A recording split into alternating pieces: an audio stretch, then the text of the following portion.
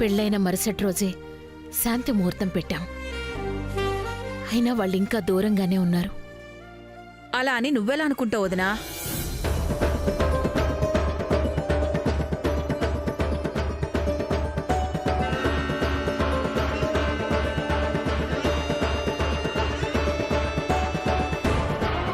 శోభనం జరిగిందో లేదోనని పిల్లల్ని కనుక్కున్నావా?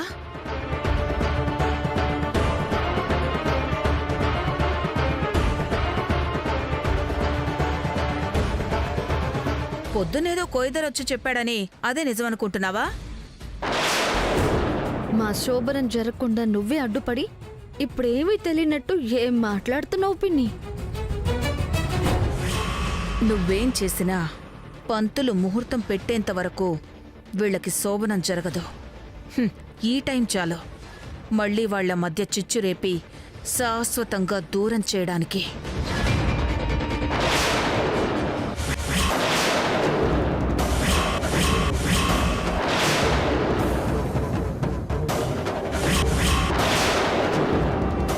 ఏంటి పిన్ని, మా శోభనం ఇప్పుడప్పుడే జరగదు కదా, ఆపడానికి కష్టపడక్కర్లేదని సంతోషపడుతున్నారా?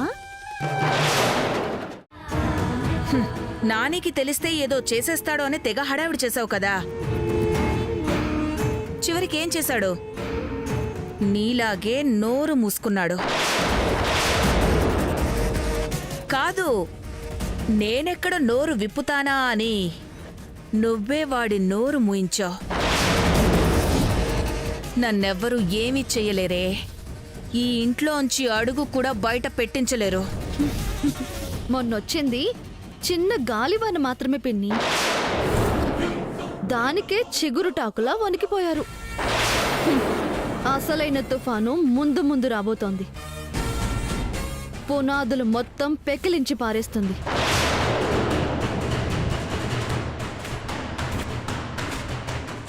దాన్ని నువ్వు తట్టుకోలేవు.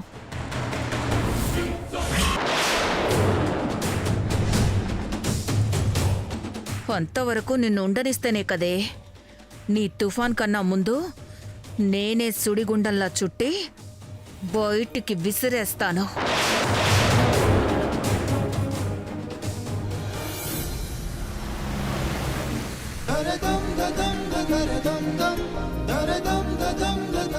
నమస్కారం సార్. నమస్కారం అమ్మా.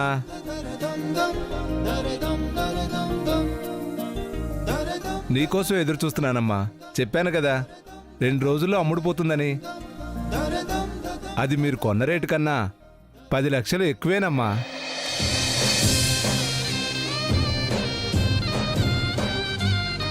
చాలా థ్యాంక్స్ అండి. సరైన సమయానికి చాలా పెద్ద సహాయం చేశారు. పర్వాలేదమ్మా. ఎంత అవసరం లేకపోతే కొని ఎన్నో రోజులు కాకుండానే అమ్మేస్తారు. వెళ్ళి ఆ పని చూడమ్మా. అలాగే వెళ్ళొస్తాను సార్. మంచిదమ్మా.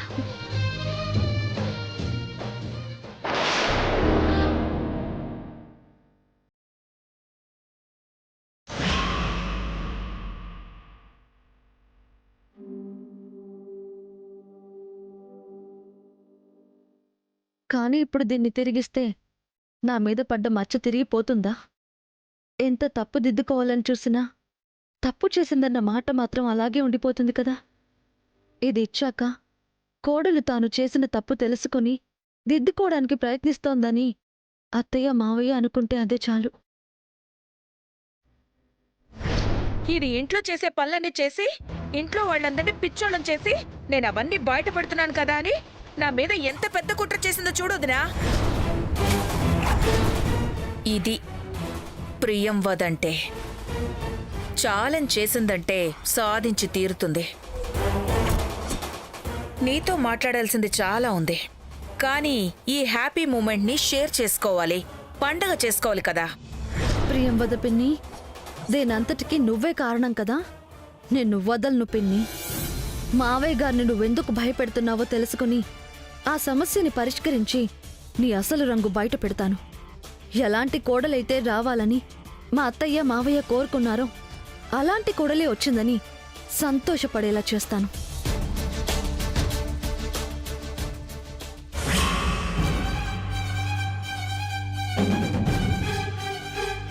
హలో హలో, ఇక్కడొక మనిషినున్నాను, పట్టించుకోకుండా వెళ్ళిపోతున్నారు.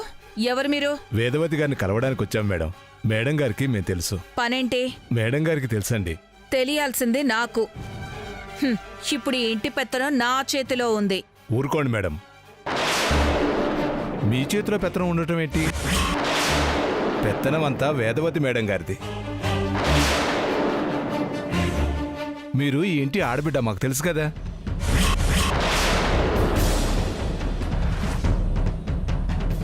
అదుగో మేడం గారు వచ్చారు, పద.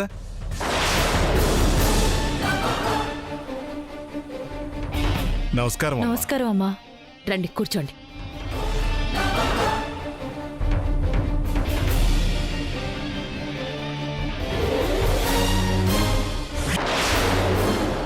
ఆశ్రమం ఎలా ఉంది? బాగానే ఉంది మేడం. నెల నెలా మీరిచ్చే డొనేషన్స్తో అందరినీ బాగానే చూసుకుంటున్నాం మేడం. మంచిది. వదినా, వెళ్ళా చెక్ బుక్ తీసుకురా. ఈవిడ ఇష్టానికి దానాలు ధర్మాలు చేసుకుంటే ఇక నా చేతికి పెత్తనం ఇవ్వడం ఎందుకు?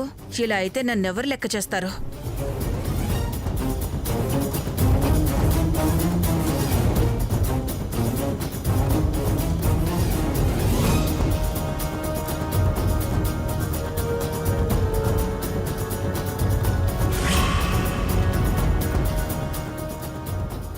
చెక్ రాసి వదినా.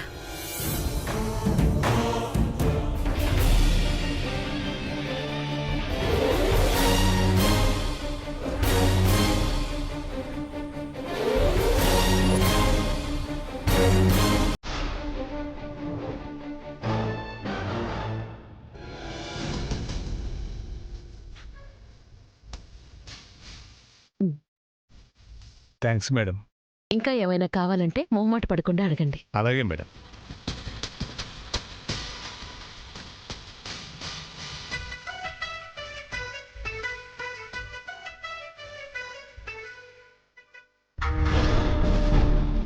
మీ చేతిలో పెత్తనం ఉండటం ఏంటి? పెత్తనం అంతా వేదవతి మేడం గారిది. మీరు ఈ ఇంటి ఆడబిడ్డ, మాకు తెలుసు కదా. అదుగో మేడం గారు వచ్చారు, పద.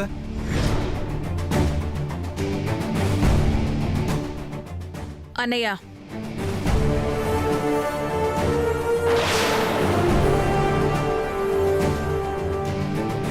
ఇప్పుడు ఈ ఇంటి పెత్తనం నాదే కదా? అవును. ఇప్పుడు ఆ డౌట్ ఎందుకు వచ్చింది? తాళాలు నీ దగ్గరే ఉన్నాయి కదా. తాళాలు మాత్రమే నా దగ్గరున్నాయి. ఇంకా పెత్తనం నా చేతికి రాలేదు.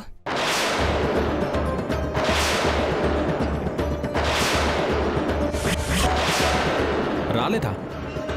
ఇంకా ఏం కావాలనుకుంటున్నావు అత్తయ్య? గుర్తింపు.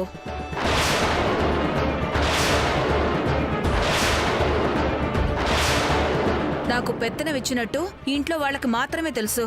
అందరికీ తెలియాలి. అప్పుడే నాకు తగిన గౌరవం, గుర్తింపు దక్కుతాయి.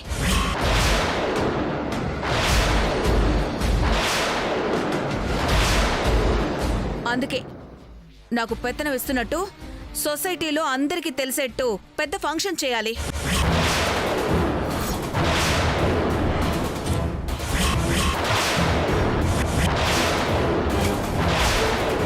ఇదేదో చక్కగా ఉన్నదాన్ని కాస్త కెలికి కంపు చేసుకునేలా ఉందే.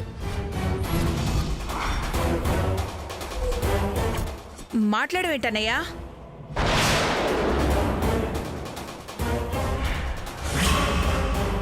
ఏంటే మాట్లాడేది? నీకెలాగో పెత్తనం ఇచ్చారు కదా, మళ్ళీ ఈ ఫంక్షన్లో ఎందుకు పిచ్చి మహా? నాకు కావాలి శోభన్ రాజు. అన్నయ్య, నువ్వు చెప్పు, చేస్తావా చెయ్యవా?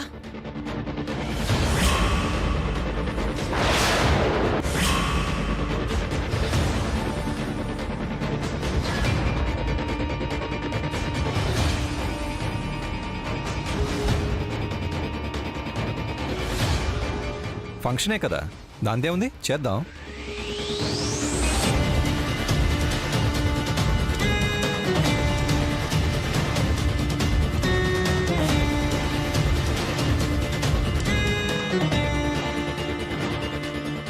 ఎలాగో అందరికీ ఈ విషయం తెలియాల్సిందే కదా.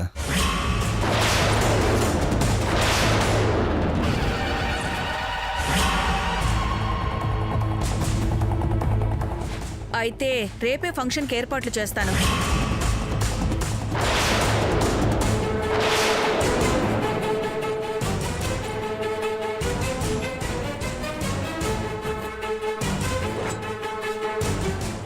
ఇంకో ముఖ్య విషయం అన్నయ్య. నీ ముద్దుల చిన్న కోడలు స్కాములు చేసి డబ్బులు సైడ్ చేసింది కదా, ఆ డబ్బులన్నీ ఎవడు కడతాడు?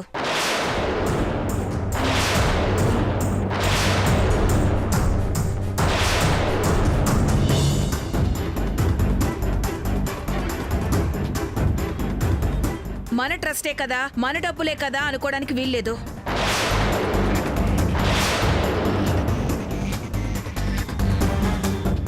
రేపు ఆడిటింగ్లో ఈ విషయాలు బయటపడితే ట్రస్ట్కి ఎంత చెడ్డ పేరు.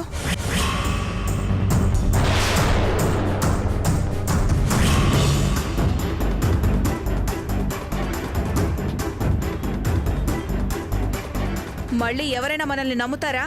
మీరంత కంగారు పడాల్సిన అవసరం లేదు పిన్ని గారు.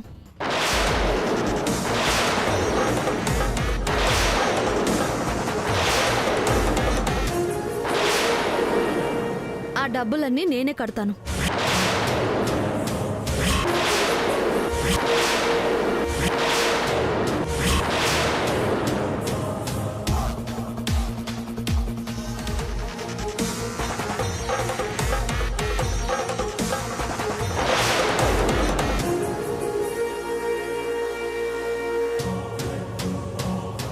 నేను కొంతమంది పిల్లల్ని చూపించి ట్రస్ట్ నుంచి వాళ్ళకి డొనేషన్స్ ఇస్తున్నట్టుగా మేనేజ్ చేసి ఆ డబ్బులతో మా అమ్మ నాన్నలకి ఇల్లు కొన్నాను కదా.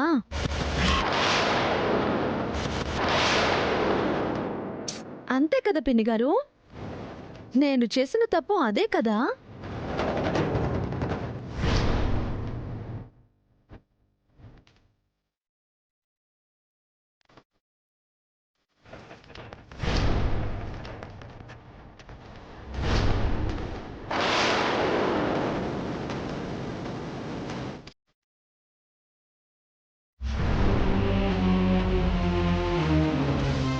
ఆ డబ్బే అత్తయ్య తిరిగిచ్చేస్తున్నాను. పిన్ని గారు తీసుకోండి.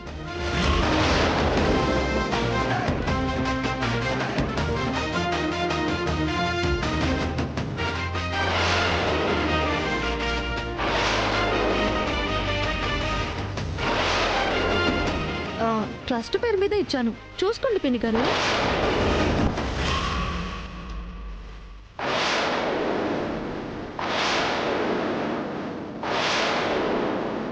ఇక రెండోది, మా ఫ్రెండ్ చేత ఫేక్ కంపెనీ పెట్టించి బావగారి చేత షూరిటీ సంతకం పెట్టించి ఆ తర్వాత కంపెనీ మూసేసి ఆ డబ్బులు తీసుకున్నాను కదా.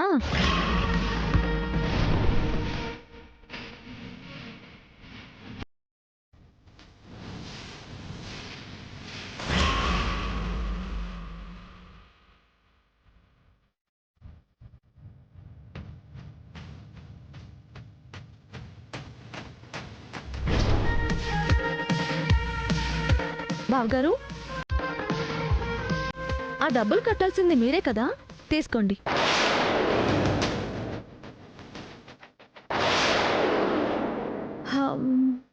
అత్తయ్య, మొన్న మీరు నాకు ఇచ్చారు కదా ఆ చెక్ తీసుకోండి. ఎందుకు తిరిగివ్వడం? నేనన్నయ్య వదినలకి మనస్ఫూర్తిగానే ఇచ్చాను. ఇంకెప్పుడైనా ఇద్దరుగానత్తయ్య, ఇప్పుడు వద్దులేండి. దయచేసి తీసుకోండి తీసుకోండి.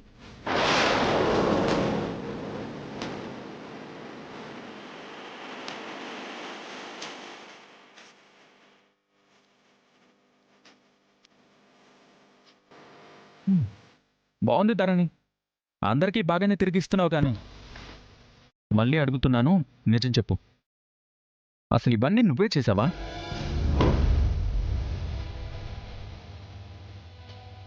మౌనం కాదు ధరణి, మాట్లాడు. నిజంగా నువ్వే చేసావా?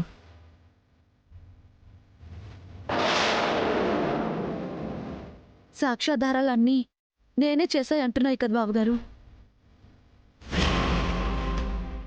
అంటే నేను చేసినట్టే కదా. తప్పు చేసిన వాళ్ళెవరూ చేశామని ఒప్పుకోరు ధరణి. దొరికిపోయాక కూడా చేసిన తప్పుని ఎలా కప్పిపుచ్చుకోవాలా అని చూస్తారే గాని ఇంత నీట్గా తెచ్చి చేతిలో పెట్టరు.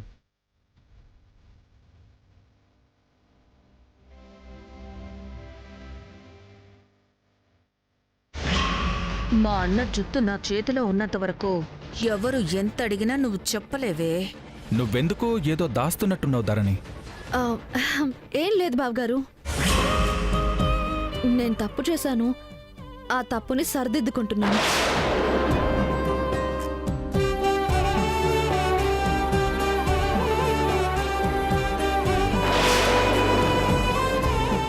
ఏం నువ్వు సరిదిద్దుకునేది?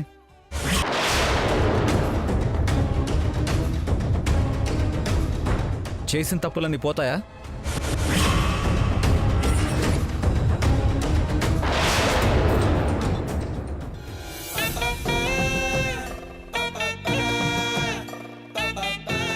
మనిద్దరం కలిసిపోయామని తెలియదు కదా టైలర్, అందుకే ఈ యాక్టింగ్.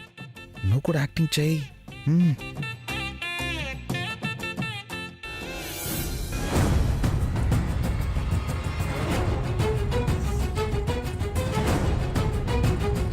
అమ్మా, మళ్ళీ అందరిని ఏదో మాయ చేయాలని చూస్తుంది. అస్సలు నమ్మొద్దు. అది కాదండి. Shut up.